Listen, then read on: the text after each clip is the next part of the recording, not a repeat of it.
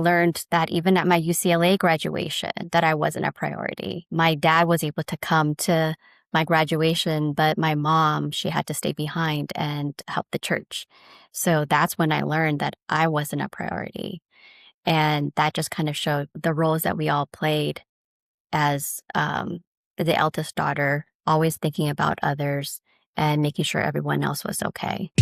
Welcome to Tradition Breakers. I'm Mary Moses, former corporate executive turned creative entrepreneur, and each episode I bring you an inspiring person or message to help more of us in the AAPI community break free from restrictive traditions that are preventing us from going after the life that we truly desire. Let's dive in. Hello, everybody. Welcome to another episode of Tradition Breakers. Today, I am interviewing Grace Huang. She is a therapist and she deals with a very specific and interesting topic that a lot of us in our community will really find fascinating and also can resonate and relate to, which is all about eldest daughters. And even to go deeper than that, eldest Asian daughters, eldest API daughters in the family. Grace, you and I met through the Authentic Asian, which is a membership for AAPI women leaders, founders, entrepreneurs, executives. And so I heard Grace talking about this and she immediately caught my attention because I know that a lot of us in our community have experienced eldest daughter syndrome. I didn't even know there was a name for it, Grace, to be honest with you, until you started talking about it. But the things that you were sharing really allowed me to put words on a lot of the experiences that I went through growing up as the eldest daughter in my Filipino households. I would love to really learn about how you got into therapy, how you got to work with eldest daughters, and also your work amongst millennials and Gen Z. Yeah, thank you, Mary, for having me. It started off as me being a second generation eldest daughter. My parents immigrated from Taiwan and they came to Los Angeles, downtown LA. My dad was a pastor at a church, at a congregation, and my mom was a preschool teacher. And we just learned to just be helpers in a church and congregation. We literally lived upstairs at the church. We lived and breathed in the church. It was 24 hours. There was not much differentiation or separation. We were pretty much ingrained in the church. And so as an eldest daughter, a lot of it was servanthood and giving back to the community. And whenever there was a phone call or a visitor, we would just kind of help out whenever we could. And I think even as I learned to just serve, it was a priority. And being an eldest daughter was always about taking care of my siblings, taking care of my parents in that way, making sure our roles all kind of fit and, making sure being the peacemaker with the family and making sure that the congregation's needs were met. So that kind of just started my journey as a pastor's daughter and as an eldest daughter too. I just kind of learned as I pivoted, I learned that even at my UCLA graduation, that I wasn't a priority. My dad was able to come to my graduation, but my mom, she had to stay behind and help the church. So that's when I learned that I wasn't a priority. And that just kind of showed the roles that we all played as the eldest daughter, always thinking about others and making sure everyone else was okay. It wasn't until I actually got married and moved out of my house when I changed my home environment. And I felt like when that shift happened, I became a priority in that moment. And that's a lot of like mindset shift that I had to process and go through. But that was actually the journey that I took to actually realize like it's okay to prioritize myself and it's okay to think about me as an eldest daughter and what my needs are and what I wanted. So for me, that was kind of like my own personal discovery of eldest daughter. And still to this day, I mean, there are some traditional roles, but trying to break those barriers has been really helpful in building boundaries for myself. When you discovered that, were you already a therapist? Um, No, I okay. wasn't. Yeah. Okay. And It was just a self-discovery. I started off actually at corporate, and I worked for a law firm practicing malpractice for physicians. We did a lot of fundraising, we did a lot of campaigning, um, but I just felt like it wasn't for me. And there's nothing wrong with corporate. There's nothing wrong with working at a law firm, but it just wasn't me. It didn't give me purpose. So I went back to school. I went back to graduate school and got my master's in social work. And as I studied, I got my licensure. I did my hours, and then I went into private practice for therapy. And there's when I found my purpose. I felt like it was almost like a breath of fresh air for me. I felt like I was able to create space and be in a space that was judgment free and a space where people can work on their own personal goals.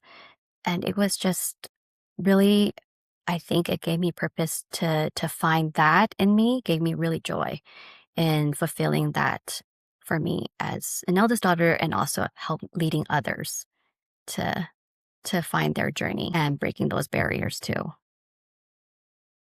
Question about more questions about your discovery. So when you realized that, did you have a name for it? And what did you do afterwards in order to further explore that? Um, when I discovered that, I think the name is hope. I think that there is a possibility of transformation, that there is hope, that there is a way to just kind of build boundaries for yourself by protecting your peace and freedom in your traditional roles and to rediscover you. I think that that is what stood out to me. And when you talk about how realizing that was sort of like a breath of fresh air, what were the steps that you took to, I guess, further understand that about yourself? Did you go back to your childhood? Did you work with a therapist? How did you make sense of it all? Yeah, it was a lot of like inner child healing that I had to go Mhm. through and finding that within myself. It was a lot of processing internally my emotions and my personal experiences that kind of Mhm. helped me realize that I can break through those barriers, those traditional barriers for myself and bring hope to others in that sense and create a space for them to also kind of go through those layers. Mhm. And what were some of those signs that someone is living out the eldest daughter syndrome? Just so that our listeners and our audience can have a way of recognizing that. Yeah. I feel like with eldest daughters, there's a shared experience that we all have a sense of responsibility, that we share a sense of just showing up in that role. And it can be just being the peacemaker in our family. It can be almost like showing up innately. It's like we want to people please and make sure everyone else's needs are met, and that there is some guilt if we don't show up in that way. Even being a perfectionist. And it shows up in so many areas in our life, not only in our families, but it can show up in relationships, like with your romantic partner. It can show up with friendships, taking on more of a leadership role. And so there are so many signs that there are shared experiences that we can all feel. Um, but there are also long term effects too.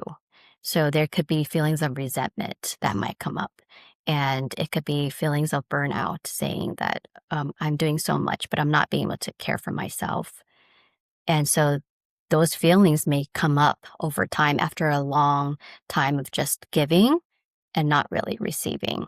So that does happen. And it could be difficult to learn to set boundaries for yourself because you're so used to it. It's almost innate in us. I think what you said about deprioritizing yourself, to me, what that made me think about is putting my childhood on pause for a little bit, at that time because I needed to mature. So I just remember like when I was a teenager, some of my friends or maybe even my cousins would talk about their emotions, or would maybe even give my aunts or uncles a hard time because they were rebelling. And in my head, I'm like, "Ugh, like, why can't they just fall in line? Like, they need to just fall in line. And, we have a mission here. I'm always like this mission first person. Like, nobody has time for your feelings. Like, let's just get it done. Like, that has been my attitude for so long. And I think it is because I had taken on this role of we got to make sure everybody's in line and we got to make sure that the mission is accomplished. Does that align with what you see? That totally aligns. I mean, you taking on that leadership role in your family and making sure everyone's in place and you have a goal and everyone's trying to get to that goal and like you're trying to be the person to get everyone aligned to meet that goal. So holding Mhm. that responsibility on your shoulders, that is so aligned with being the eldest daughter. Yeah, even if Yeah. it's not only in your nuclear family, but like your cousins, right? And so that shows Hmm. beyond the extended family too. Yeah. I see it also in my friendships as well, where I feel the pressure to be the one to like recommend restaurants or like Mhm. when I was in my 20s or back in college, I felt like I had to be the one to get us all into the clubs and know the like for to be the one to like wrangle and facilitate Yeah, things. that is exactly like for me, I'm also the one that's researching the restaurants and looking at the reviews and then does it accommodate our group and if it's big enough and what does everyone think about location wise? Is it the middle point? So it comes with almost like the nature of our eldest daughter roles almost even in friendship groups. Yeah. What I'm experiencing and realizing right now about that is how much of that do I enjoy? How much of it do I want to keep? And then how much of it do I feel like I'm forced to do and I'm not really resonating with? Because there's a lot of really great traits and skill sets that I have accumulated because I'm the eldest daughter. And I guess now I just kind of have to make the choice of like, what do I want to keep and what do I want to let go of? And that's creating balance. I think Hmm. that's reflecting on what Mary's needs are, what your needs are, and letting go of things that maybe you don't have to carry, kind of like the leadership role that we take, but it's okay to delegate to and Hmm. let go of that leadership role sometimes. How does someone start that process of like letting go though? Because it can be so hard. At times, it seems like letting go is even more difficult than actually just going through the motions and doing what you're so used to. So, how do you stand your ground basically if you're someone who's like starting this process of prioritizing yourself? That's a great question. I feel like it is unlearning what we learned. It's almost like going against what we were taught as eldest daughter roles. It is creating probably really healthy boundaries for yourself. And what that looks like is saying no to something that doesn't serve you in that moment and saying yes to yourself. So it can be like a big boundary or it can be a micro boundary. It can be something really small, such as an example would be not answering the phone right away would be a micro boundary. And maybe delaying it, take a pause, not answering a text right away, and not saying yes right away. But having a healthy boundary could be a definite no, I can't go, or a definite like if there's a toxic relationship, really putting yourself first and not having to answer right away and just pausing and thinking about what your needs are. Pausing seems so simple, but so hard when you put it into practice because pausing to me has felt so foreign for a while. And I think that's why a lot of us tend to use or like because we might be uncomfortable with the pause. But really nothing is wrong with pausing and catching ourselves, right? Catching our thoughts, even like checking in with ourselves emotionally and what sensations we could be feeling. So I love that suggestion. which takes me to my next point that I want to talk to you about, which is intergenerational trauma. Mhm. Um, if you are the eldest daughter, whoever's listening, or if you know someone who is the eldest daughter, when you realize that this is happening to you, right? That awareness piece is the first step to not repeating these patterns that have appeared from generation to generation. So, is it necessary to involve other people in your family when you are trying to break these generational patterns? Do you have to speak to your mom, or do you have to speak to your dad or your sister, or can this be something that you're doing on your own? I think it really depends on your relationship with the person that you're trying to help you out with in the family. So say it's your sister and they could understand you're kind of like in the same generation and they understand. And even talking to your parents, even doing a voice memo or kind of like preparing yourself to have that conversation with them could be helpful. Um, but they may not truly understand. So I do think it is a situational if you do feel like it is necessary to have them involved. When it comes to intergenerational trauma, I think a lot of the deep work happens within yourself. I feel like it is learned behavior that we're learning to unlearn. So it could be limited beliefs that we're trying to get out of. It could be the survival mode that our parents were probably going through that we're trying to also understand where they're coming from too. And that could be a learned behavior. It could be also emotional suppression of our feelings.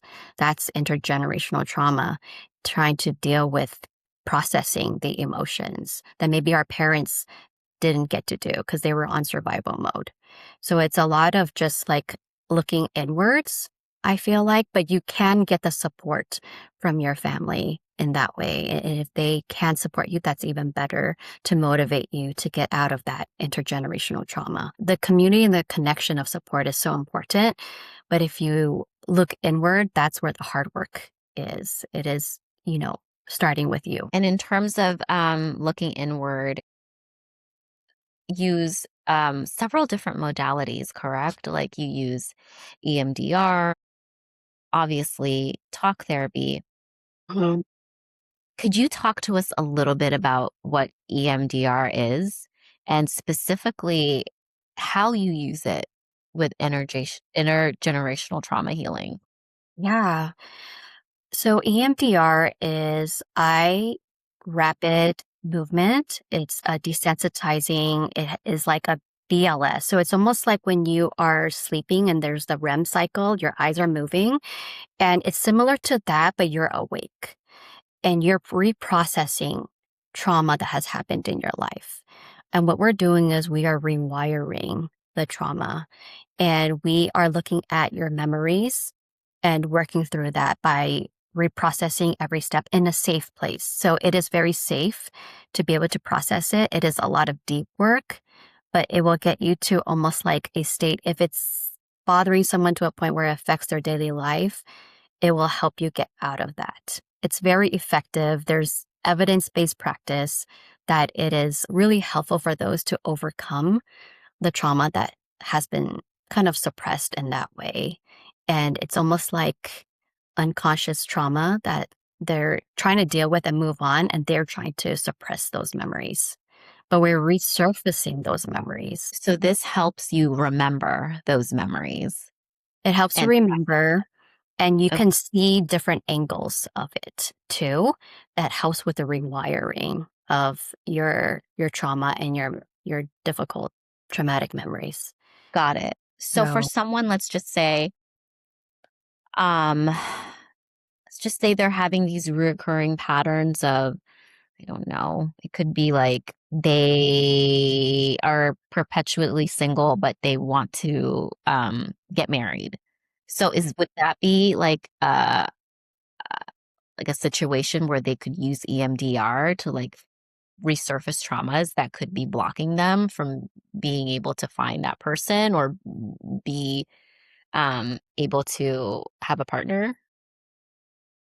I really think also there's deeper layers to that. Like, Okay. is there a fear, right, to be in a Yeah, relationship? Is there a fear of exactly. being vulnerable or being Yeah, emotionally involved with someone else? Is there something that's holding them back from being exactly.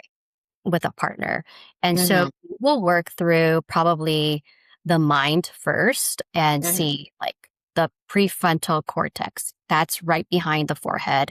Hmm. It's the logical thinking part. It is the part that makes your emotional regulation and calms your nervous system. So we will work through that piece. And then there's also the limbic part of your brain. And what that is, that's the emotional part. It is a part that is your pleasure part. And really, this is like the impulse. And maybe we're working through creating that balance between the two, not overthinking, but also what do you want at the same time? And sometimes it could be saying no to your limbic, and it could be saying no to what you're feeling inside inwardly, but really thinking logically, like what makes sense to you and what are the balances that you want. It's really gaining that self-control so that they can move forward. Okay. So this technically could also help you regulate your emotions, like not suppress them, but regulate and Yeah. be able to feel them. Right. Yeah, Okay. it can definitely regulate. And even if with trauma, there's a freeze response, there's a fight or freeze response. And sometimes even with eldest daughters, we could be frozen because we're just kind of automatically doing our dutiful roles and being helpful to the family and not really thinking about, what we want. So being able to pause and unfreeze ourselves Yeah. will be able to create some freedom for ourselves and look within and see what we want. I didn't know that that was an eldest daughter thing. Pause, freezing. That used to happen to me so much when I would get into arguments or disagreements with my husband. I'm definitely getting better at that, but my go-to response when I'm feeling attacked or defensive is just to freeze and leave. I just totally disconnect from being there. Yeah. And that's one thing in EMDR or therapy, we worked on the disassociation or the disconnect, because I think what you described there was, freeze and avoidance. And so that's an attachment. Avoidance is a type of attachment. And we want to get a lot of our therapy clients or to a place of secure attachment where you feel secure enough where you don't have to avoid, but really confront. And it's okay to pause and think, but being able to just like be secure in what you want and prioritizing yourself. Got it. So when you say attachment, does that mean that I'm attached to freezing and what I want is to be attached to security? Like, am I getting that right? Uh, well, the attachment is the avoidance, like Okay. avoidance attachment. And what we want to get to a place of security, secure attachment. And sometimes these experiences are from childhood that make us respond in that way during an argument, during a dispute, or feeling unsafe in that moment. And we can just avoid the situation. So being able to feel secure working through conflict is actually the key to feeling like you can go through this together as a couple. Right. My gosh. Okay. That's great. I'm going to put myself in the fire a bit more for the sake of the audience. One of my patterns that I have is I tend to be in my head a lot. I'm doing it right now. So instead of just like really being present and just saying the things that I want to say and just speaking with a lot more flow, Yeah. I tend to think about what I'm going to say a lot more. And so that makes what I'm trying to say longer. I talk slower. What do you think about that? Does that fall in line with eldest daughter being the person to be perfect, making sure that people are understanding me correctly? Is that something that you also work with your clients on when it comes to EMDR as well? Not necessarily just EMDR. I think when you mentioned like that almost sounds like a point of spiraling or just kind of in an anxious mood. And that can be for anyone. It doesn't have to be necessarily an eldest daughter, but anxiety is one of the traits, symptoms of eldest daughter. But when it comes to that, I feel like even box breathing is really helpful to have. It's a tool that is very simple. You don't have to leave the house, you don't have to purchase anything, but it's almost like when you think of a box, it is, all sides are equal. So even breathing, a 4 by 4, taking in 4 seconds of breath and exhaling, letting it out within 4 seconds. That kind of just gives almost us like a way of stepping back and recollecting yourself. So you're not feeling like you're spinning or in a cycle. And it just helps you just kind of center yourself in that moment to kind of like, it's okay to pause. It's okay to breathe. And I feel like that can help even in those difficult moments or just those moments that feel a little anxious and just to let yourself know that you're okay. Another technique is grounding. So being able to use your senses. I don't know if you've heard, but even using your five senses is a really easy way to recollect yourself. So, your sense of smell, your sense of sight, your hearing, your taste, and your touch. And being in tuned with that in that moment, like wherever you are, if it's at work, if it's at home, if it's with your friends or out with your family, just really getting grounded in that moment, I think it will really help you just feel like, okay, I can take a pause, I can take a breath, and I can feel like I'm grounding myself and it's going to be fine. Like just letting yourself know. And I think that that applies to those that not only eldest daughters, but it can apply to people who are just maybe having a tough day or just kind of having a challenge that they're trying to go through or family situation. But really just using those simple tools I think is really helpful to get out of that funk that some people might be feeling sometimes. Yeah. And it sounds like the effects are immediate, right? Like, what am I smelling? What do I hear? What do I see? It's not something that you have to also like go in a quiet room to do. Like, you can do that anywhere. You can certainly do that anywhere, even in the car. Like even if you're feeling like a little panic in that moment, even with traffic, with LA traffic or anywhere you are, you can definitely do this. And I think it's a very helpful, simple tool that anybody can do. When it comes to rewiring our roles, what are the steps to doing that? I know awareness, right? Yeah.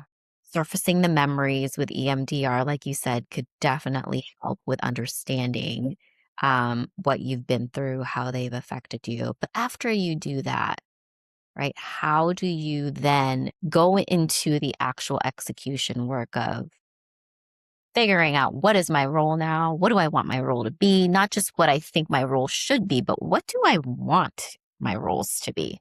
And how do I want to show up in those roles? Yeah. That's a great question. I think it is a intentional decision that you make for yourself.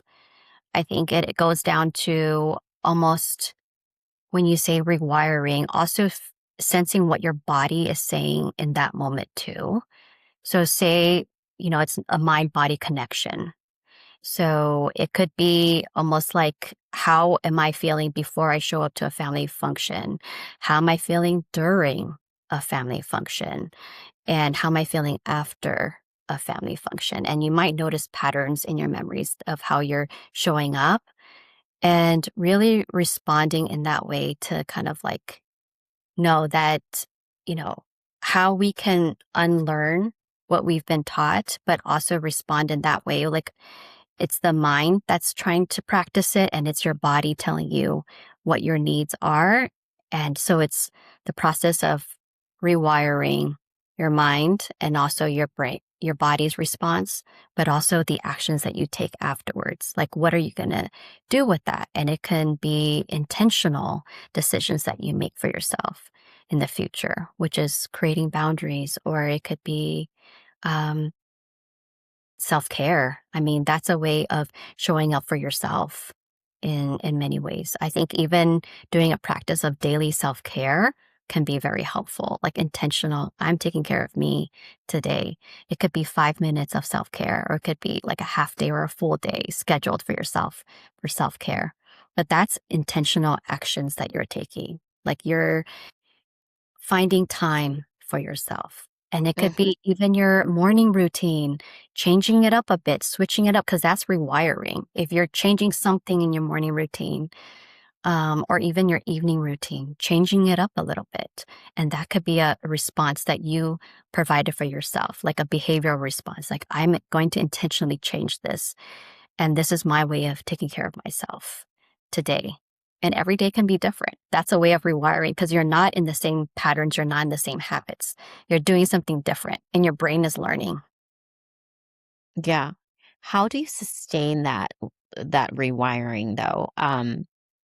Because I know that sometimes we as people can like stack up these new habits that we want to form, right?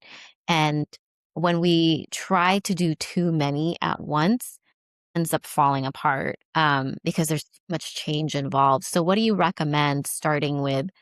I think starting off in small steps is the most helpful because you don't want to go from 0 to 100. I think even taking baby steps to rewire your brain is very healthy for individuals to see that change slowly.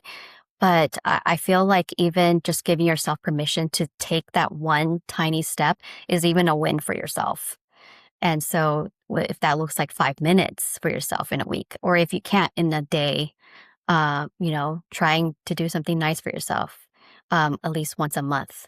I think that even taking those baby steps is even helpful than trying to overwhelm yourself with, I have to, work out for 3 hours, or I have to, you know, go to this yoga class, or I need to go get this smoothie, or, thinking of all these things. And it almost feels like an agenda, or it almost feels like a to-do list for yourself, and being able to just not feel like it is a item that you check off. It is supposed to be something enjoyable and it's supposed to bring you joy, and Oh, really focus on yourself in that that's moment. such a good piece, Grace, where you said you want it to be enjoyable, not something that is going to feel daunting, right? Or like another thing that you have to check off. And as a working mom like me, like I don't need another thing that I have to add on to my list that feels like so daunting.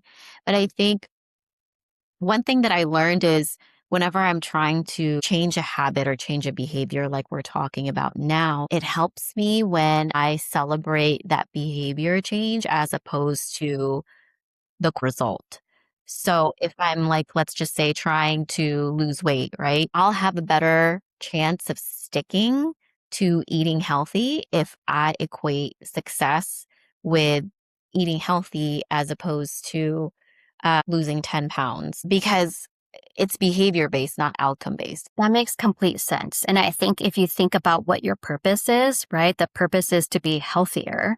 And, I think that if you think about the enjoyment and joy of getting to that point of your goal, I think that if you stick to the main reason of why you're doing it, that's what gives you joy too. Not putting that pressure of like the numbers, the 10 pounds, or, thinking about the numeric side. It's really the journey that is the most important. I agree. Let's talk a little bit about redefining success because we're touching on goals, outcomes, habits. You talk about helping clients redefine success and self-worth. What does success look like for someone who spent almost their entire lives, trying to meet someone else's definition of success? And most of it is really from their family or their parents. Yeah. I think when it comes down to success of themselves, it really is a lot of work that they put into themselves. It is reflections of their inner child. It is reflections of, what their needs are, what they want in life. And it is working past all of that and showing up authentically as themselves and how they want to show up. I think that that's success right there. Being honest with themselves is a success. So being able to work through all of those pieces of the feelings and emotions that might show up, encountering that is success. I, I hearing you talk about success, like I want to remind my audience that success in your personal life, success in understanding who you are, success when it comes to relationships with your family, that is success that is inevitably also going to positively affect the success that you have in your work or your business or your career, right? Because it's all related. I have this philosophy of how you do one thing is how you do everything. So if there is something that is stopping you from really being the best version of you in your personal life, most likely it's also going to be stopping you from being the best version of you in your career. Yeah, that is so true. It's what's stopping you, right? Mm-hmm. Being the best version of you, like you mentioned, that is so important. And being honest with, what is the best version of me, or what is the future version of me too? Like, what would you want your future version to look like? And that goes in waves, because that's not only your future generation, but also what is something that you want for yourself. And reflecting on that is so important. Yeah. And as mothers, because you and I are both, our kids really watch what we do a lot more than what we say. So they're learning how to be from us, right? Especially if we have daughters, which I do. My daughter is learning how to be a woman from me. Mhm. And it's so important to for me to like know that so that it can also inspire me. Because before it used to like make me scared, like, oh my gosh, there's so much pressure to like be perfect. But now I've like rewired my brain, like you mentioned, to take that with, I guess, like more excitement and honor. Like, wow, I have the opportunity to actually influence and inspire this little human in a way that's she's going to carry forward for women should show up in the world. And now she's going to have the opportunity to have a consciousness to say, I like that about mom. I'm going to take that. I didn't like that about mom. I'll leave that here. I Yeah, think that's so great. that is amazing. I feel like kids are like sponges. They're constantly learning, they're absorbing our behaviors and how we respond to uh, other people in our relationships. I actually asked my daughter this week, I was like, do you feel the pressures of being an eldest daughter? Or do you feel like you're responsible for certain things, like taking care of your little brother? And she told me no. I said, really? I felt like I did my job. I know she's 10. She's only 10, but I feel like, okay, I didn't place that on her, the pressures and the expectations and the traditional gender roles. Um, and I try to make it as even as possible. But I felt like when she told me no, I was like, okay, I think I'm doing okay with with that route for my That's son. great. Yeah. That's a win, Grace. Oh my goodness. You officially broke that cycle. That's a huge accomplishment. Yeah, as I was preparing for this podcast, I was like, let me just ask my daughter that question. Oh my God. That's amazing. I want to go back a little bit to boundaries, right? Because this word gets thrown around a lot these days. And what I want to inquire more about boundaries is boundaries without betrayal. You know, setting boundaries in immigrant families can sometimes feel quite impossible. A Yeah. lot of us in the AAPI community feel this because it often makes us feel like we're being disloyal or disrespectful. And respect and honor are very major principles or values within a lot of Asian American communities. So, how do you guide your clients through that without making them feel like they're like being disrespectful to their parents or abandoning like where they're from? I think a lot of feelings of shame and guilt come up when it Okay. comes breaking boundaries. Like, what if I'm, not being a eldest daughter and serving the elderlies in that way? There's always a level of respect for elderly seniors and parents and um, matriarchs in the family. So even breaking down those feelings of shame and guilt that might come up and processing it, I think it also comes with like what is a balance for them? What feels right and comfortable for them. That's another thing too, to be able to say, like, I can put these small boundaries up for myself, but also I'm honoring the elders or I'm honoring my family by showing up in this way. Like, I think it's thinking outside of the box and being creative with it, but also providing a balance for yourself where you're not feeling like there's resentment being built up for you. Yeah, it makes me think about your intention. Like if you have the intention of honoring yourself, then it's not really about disrespecting your elder or your family, right? And when I have that intention, I think it's just inevitably going to seem like and feel like it's love for me and not disrespect for the other person. I think that's really key. And also it further validates the need for like a mindset shift to be able to really think about it that way, right? Because you're not being disrespectful to your parents, for example. You're choosing you, like you're being loyal to you now for a change. You're prioritizing yourself. Yeah, I think that it's being truthful with yourself and you're still you're still honoring them, not disrespecting them, but also there's a level of understanding. That's why sometimes having those small conversations with your parents or elders and just kind of like helping them understand. I think there is a part of mutual understanding that also happens when you choose yourself too. Yeah. What are those small conversations? I think it's talking about feelings. Mm, I think it's talking about when you do this, it makes me feel this way. Or when you ask me of mhm, this or expect this of me, it makes mhm, me feel this way. mhm. And having those maybe difficult conversations to have is harder than actually just doing the thing. So sometimes Yeah. it's just easier to just do what you're being told, but it Yeah. is harder to go against that and have that conversation. Right. The first thing is easier in the short term, but it's like soul crushing and difficult in the long term. Right. Yeah, it is. And that's the long-term effects that it will have. If you just keep doing it and you kind of get burnt out and overwhelmed, you get to a point of resentment and that's hurtful.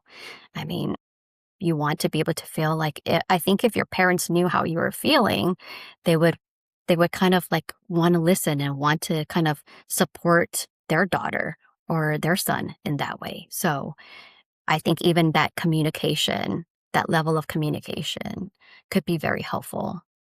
Grace, I have a few wrap up questions for you before we send you off. If a young API woman is listening right now, which they are, who feels like she's carrying the weight of everything she's supposed to, what is the one thing you want her most to hear? Want her to hear that transformation and change is possible in your generation and in the next generation. I would want her to know that there's a community of traditional breakers, that there's a community of like women that are eldest daughters, and that they're not alone.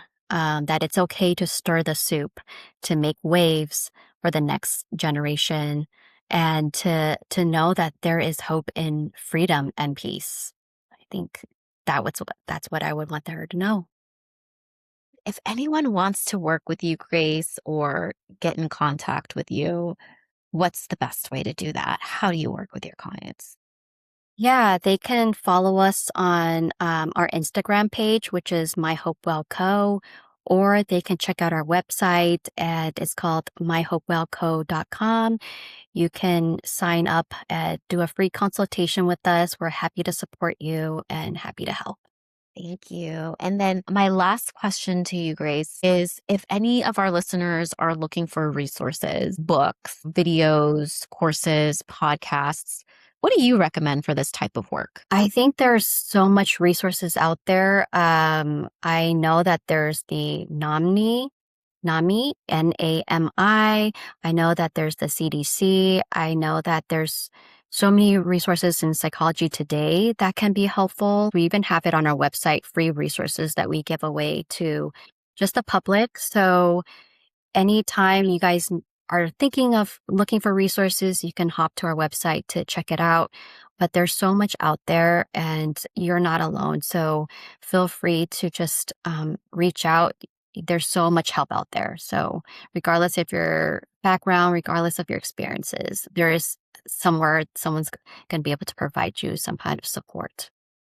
Amazing. Is there anything that you want to leave us with, Grace, that we didn't get to today? Yeah, I just wanted to say, no matter what your upbringing, your experiences, that there is freedom and that there is peace and that there is hope. So I just wanted to thank you for the opportunity. You are so welcome. Again, thank you so much for your time and also for your generosity in giving us this wisdom and practices like that box breathing. I think is going to be really helpful for a lot of us. And also that grounding practice too. I can totally testify that that works in decreasing anxiety and just getting you back to like homeostasis. So thank you for sharing that with our audience.